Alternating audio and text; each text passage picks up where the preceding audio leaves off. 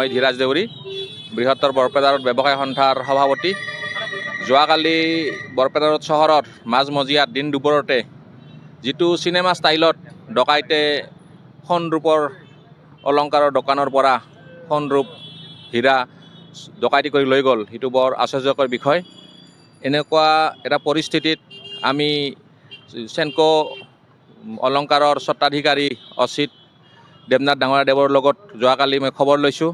তেখেতৰ দুখৰ সমভাগী হৈ তেখেতক সান্তনা দিছোঁ। তাৰপিছত মই যোৱাকালি ৰাতি মই বৰপেটা জিলাৰ আমাৰ আৰক্ষী অধীক্ষক পুষ্কিন জৈন মহাশয়ৰ লগত প্ৰায় 1 ঘণ্টা সময় বহি আলোচনা কৰিছোঁ আৰু এইখিনি কথাই কৈছোঁ যে বৰপেটাৰত চহৰখন হৈছে নামনি অসমৰ এটি কমাৰ্চিয়েল চেণ্টাৰ।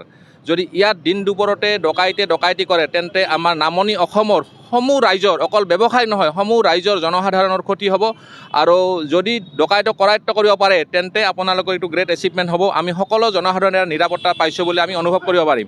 আৰু যদি দোষী বা ডকাইত কৰায়ত্ব নহয় তেনেহ'লে বৰপেটা ৰোডৰ ব্যৱসায়টো দিনক দিনে ক্ৰমান্বয়ে নিম্নগামী হ'ব। গতিকে তেখেতে SP মহোদয়ে বহুত ভালদৰে আমাক আশ্বাস দিছে আৰু আমাৰ ব্যৱসায় সন্থাকো আমাক কিছুমান কৰণীয় কাম কৰিব দিছে। আমি সজাগতাৰ ওপৰত নিৰ্ভৰ কৰি এতিয়া আমাক মাইকিং কৰিব দিছে আৰু যিসকল মানে ডাঙৰ ব্যৱসায়ী যেনেকুৱা সোণৰূপ হীৰৰ স্বত্বাধিকাৰীসকলক মিনিমাম এজনকৈ ছিকিউৰিটি গাৰ্ড ৰাখিব দিছে আৰু CC কেমেৰাবিলাক মানে এক্টিভ মুডত ৰাখিব দিছে।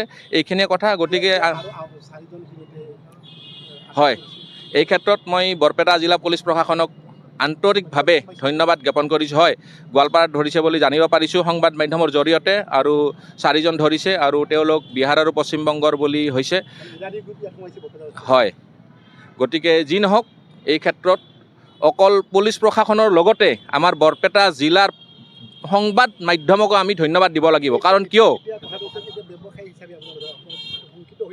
আমি শংকিত হৈছোঁ, নিশ্চয় শংকিত হৈ আছোঁ। যোৱাকালি দিন দুপৰতে হৈছে, প্ৰত্যেকজন ব্যৱসায়ী মোক ফোন কৰিছে, দাদা কি হ'ব এতিয়া, আমাৰ কি হ'ব, আমি দোকান কৰিব পাৰিম নে নোৱাৰিম বৰপেটাত। বোলে মই আশ্বাস দিছোঁ, মই আশ্বাসহে দিব পাৰিম, মইতো কৰায়ত্ব কৰিব নোৱাৰোঁ, কাৰণ আমি পুলিচ প্ৰশাসনক মই ৰিকুৱেষ্ট কৰিছোঁ। আৰু 4জন যিহেতুকে ধৰিছে, বাকীকেইজন ধৰা পৰিব নিশ্চয়।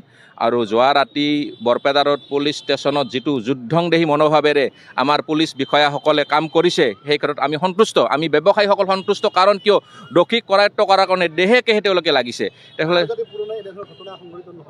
নহয়, তাৰ কাৰণে আমি ব্যৱসায়ী সন্থাৰ ফালৰ পৰা আজি আবেলি আমি ব্যৱসায়ী সন্থাৰ কোৰ কমিটিৰ এখন মিটিং দিছোঁ আবেলি 4:30 বজাত।